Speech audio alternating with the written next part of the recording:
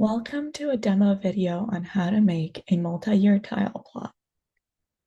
First, go to the EPA website here.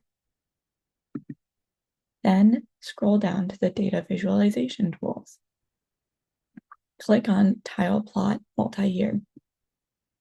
You will be taken to a page where you can select a pollutant, select a time period,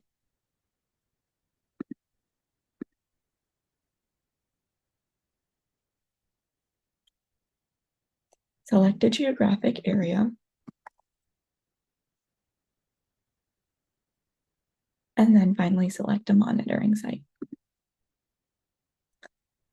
Click on Plot Data, and here is your multi-year tile plot. You can also download the data by clicking this link. Thank you for watching this demo video on how to create a multi-year tile plot.